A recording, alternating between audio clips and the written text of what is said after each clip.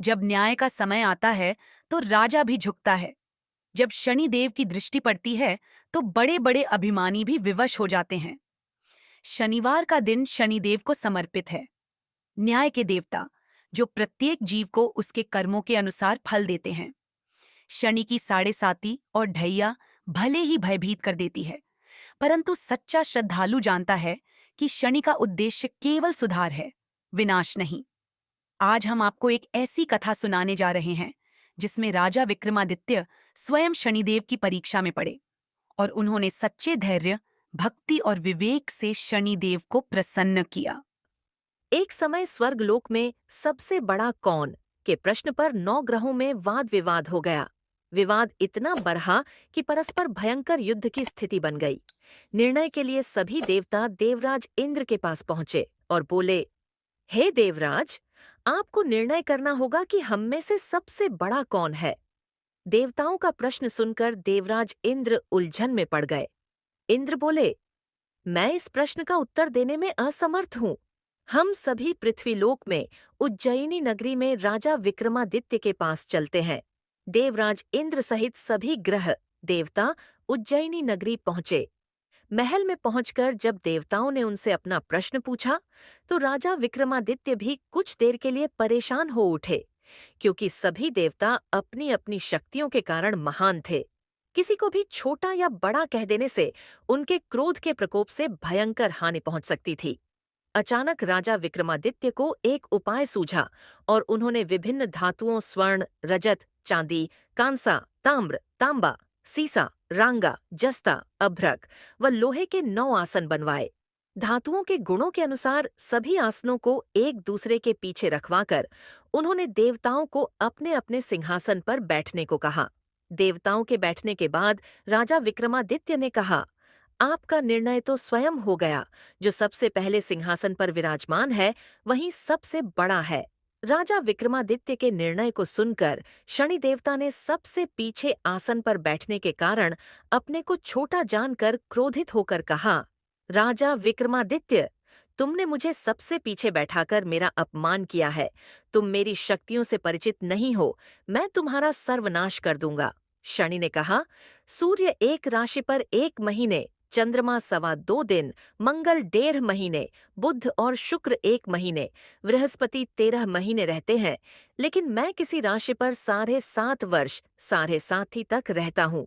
बड़े बड़े देवताओं को मैंने अपने प्रकोप से पीड़ित किया है। राम को 7.5 के कारण ही वन में जाकर रहना पड़ा और रावण को 7.5 के कारण ही युद्ध में मृत्यु का शिकार बनना पड़ा। राजा, अब तू भी मेरे प्रकोप से नहीं बच सकेगा। इसके बाद अन्य ग्रहों के देवता तो प्रसन्नता के साथ चले गए, परंतु शनिदेव बड़े क्रोध के साथ वहां से विदा हुए। राजा विक्रमादित्य पहले की तरह ही न्याय करते रहे।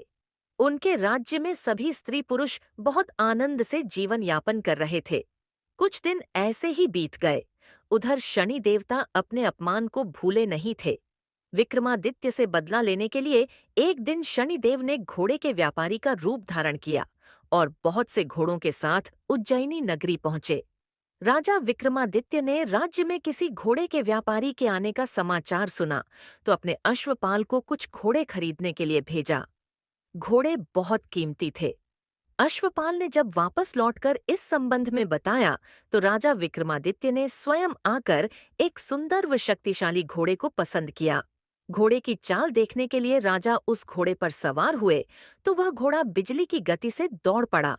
तेजी से दौड़ता घोड़ा राजा को दूर एक जंगल में ले गया और फिर राजा को वहां गिराकर जंगल में कहीं गायब हो गया। राजा अपने नगर को लौटने के लिए जंगल में भटकने लगा, लेकिन उन्हें लौटने का कोई रास्ता नहीं मिला।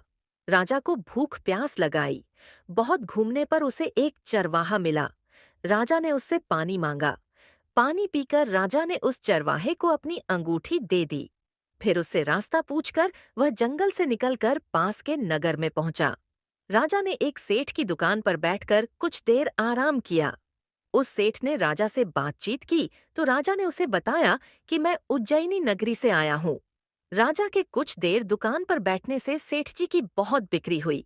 सेठ ने राजा को बहुत भाग्यवान समझा और खुश होकर उसे अपने घर भोजन के लिए ले गया। सेठ के घर में सोने का एक हार खूंटी पर लटका हुआ था। राजा को उस कमरे में छोड़कर सेठ कुछ देर के लिए बाहर गया। तभी एक आश्चर्यजनक घटना घटी। राजा के देखते देखते सोने के उस हार को खूंटी निगल गई। सेठ ने कमरे में लौटकर हार को गायब देखा तो चोरी का संदेह राजा पर ही किया, क्योंकि उस कमरे में राजा ही अकेला बैठा था। सेठ ने अपने नौकरों से कहा कि इस परदेसी को रस्सियों से बांधकर नगर के राजा के पास ले चलो। राजा ने विक्रमादित्य से हार के बारे में पूछा तो उसने बताया कि उसके देखते ही देखते खूंटी ने हार को निगल लिया था। इस पर राजा ने क्रोधित होकर चोरी करने के अपराध में विक्रमादित्य के हाथ पांव काटने का आदेश दे दिया। राजा विक्रमादित्य के हाथ पांव काटकर उसे नगर की सड़क पर छोड़ दिया गया। कुछ दिन बाद एक तेली उसे उठाकर अपने घर ले गया और उसे अपने कोल्हू पर बैठा दिया। राजा आवाज देकर बैलों को हाँकता रहता। इस तरह तेली का बैल चलता रहा और राजा को भोजन मिलता रहा। शनि के प्रकोप की सारे साथी पूरी होने पर वर्षा ऋतु प्रारंभ हुई। राजा विक्रमादित्य एक रात मेघ मल्हार गा रहा था कि तभी नगर के राजा की लड़की राजकुमारी मोहिनी रथ पर सवार उस तेली के घर के पास से गुजरी। उसने मेघ मल्हार सुना तो उसे बहुत अच्छा लगा और दासी को भेजकर गाने वाले को बुला लाने को कहा।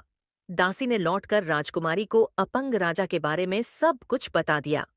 राजकुमारी उसके मेघ मल्हार से बहुत मोहित हुई, अतः उसने सब कुछ जानकर भी अपंग राजा से विवाह करने का निश्चय कर लिया। राजकुमारी ने अपने माता पिता से जब यह बात कही तो वे हैरान रह गए। रानी ने मोहिनी को समझाया, बेटी, तेरे भाग्य में तो किसी राजा की रानी होना लिखा है, फिर तू उस अपंग से विवाह करके अपने पांव पर कुल्हाड़ी क्यों मार रही है? राजकुमारी ने अपनी जिद नहीं छोड़ी। अपनी जिद पूरी कराने के लिए उसने भोजन करना छोड़ दिया और प्राण त्याग देने का निश्चय कर लिया। आखिर राजा रानी को विवश होकर अपंग विक्रमादित्य से राजकुमारी का विवाह करना पड़ा। विवाह के बाद राजा विक्रमादित्य और राजकुमारी तेली के घर में रहने लगे। उसी रात स्वप्न में शनिदेव ने राजा से कहा, राजा, तुमने मेरा प्रकोप देख लिया। मैंने तुम्हें अपने अपमान का दंड दिया है। राजा ने शनिदेव से क्षमा करने को कहा और प्रार्थना की, हे शनिदेव, आपने जितना दुख मुझे दिया है अन्य किसी को न देना। शनिदेव ने कुछ सोचकर कहा, राजा, मैं तुम्हारी प्रार्थना स्वीकार करता हूँ। जो कोई स्त्री पुरुष मेरी पूजा करेगा, शनिवार को व्रत करके मेरी व्रत कथा सुनेगा, उस पर मेरी अनुकंपा बनी रहेगी। प्रातःकाल राजा विक्रमादित्य की नींद खुली तो अपने हाथ पांव देखकर राजा को बहुत खुशी हुई। उसने मन ही मन शनिदेव को प्रणाम किया। राजकुमारी भी राजा के हाथ पांव सही सलामत देखकर आश्चर्य में डूब गई। तब राजा विक्रमादित्य ने अपना परिचय देते हुए शनिदेव के प्रकोप की सारी कहानी सुनाई। सेठ को जब इस बात का पता चला तो दौड़ता हुआ तेली के घर पहुंचा और राजा के चरणों में गिरकर क्षमा मांगने लगा। राजा ने उसे क्षमा कर दिया, क्योंकि यह सब तो शनिदेव के प्रकोप के कारण हुआ था। सेठ राजा को अपने घर ले गया और उसे भोजन कराया। भोजन करते समय वहां एक आश्चर्यजनक घटना घटी। सबके देखते देखते उस खूंटी ने हार उगल दिया।